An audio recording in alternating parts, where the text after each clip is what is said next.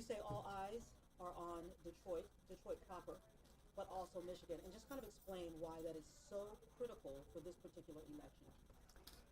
This debate really matters, and the fact of where it's happening and the timing matters. And I kind of put it in two buckets. One is Detroit, where race was such a critical issue in the last debate.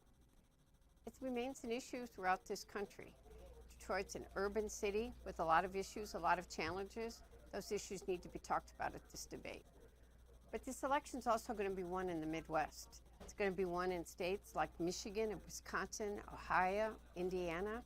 And a lot of times candidates tend to talk about issues that matter on the coasts, including Florida and Texas, New York, California. They need to come to the heart of this country and talk about issues that matter to working men and women. And they're here at a time that people want to hear it. How will each candidate know that they did well after these debates? Well, not just the polls. They'll know if they see working men and women coming out and saying, you talked about the issues that I wanted to hear you talk about. They'll know when the Detroit community and New York and LA and Chicago, when urban communities across the country say, hey, you talked about stuff that impacts my life every single day. At the same time, there are a lot of distractions.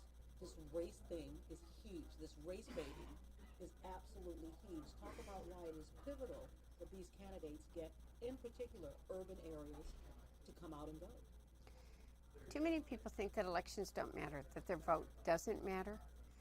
You know, I have always tried to respect the office of the president, but the president's job is to unite us as a country.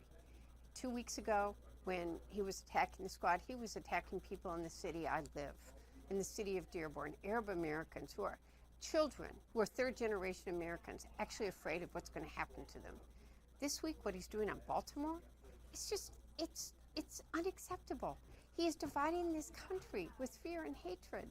Our job, we need to remember the spirit of the Pledge of Allegiance. United we stand, divided we fall. We got to stop. We've got to stop hardening our hearts. And yet, he is still a contender. And that No says question. something very big about the electorate. Well, let's see. We got to really talk about the issues. A lot of people in the electorate, look, I, as you know, said that Donald Trump could win Michigan 3 years ago, because a lot of people that I talked to every single day felt like Democrats didn't care about them. We've got to care about everybody. We've got to talk about the urban issues. We've got to deliver on urban issues, not take people in the city of Detroit and in the suburbs for granted. But we can't take working men and women for granted either. We need to understand that they're worried about bad trade deals that ship their jobs to Mexico, or their health care, or their retirement. Those issues matter too. Democrats have to do a better job of talking about them. And so what do the candidates need to be saying to these folks, Detroiters and Michiganders in particular?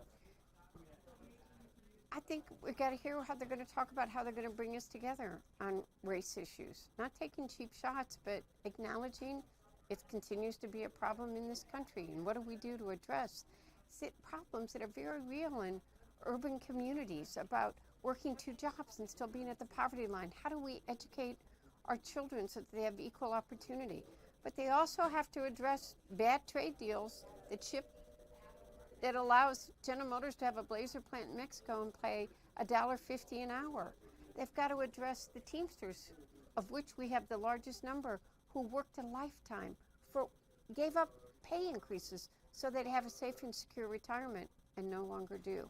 Got to talk about those issues. Got to talk about how much prescription drugs are costing everybody. It's not a Republican or a Democratic issue.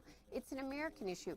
And even people with auto health insurance or good health insurance from the University of Michigan are experiencing really tough problems. Well, Congresswoman, you can talk about the issues, but how do you pierce through the noise? Because there's a lot of noise. Well, for starters, the media needs to help talk about some of these other issues. And it's going to be done door to door. It's going to be done neighbor to neighbor. It's going to be done because everybody's going to engage and help touch all those people that they're part of their community and say this election's about our future and we got to get everybody engaged.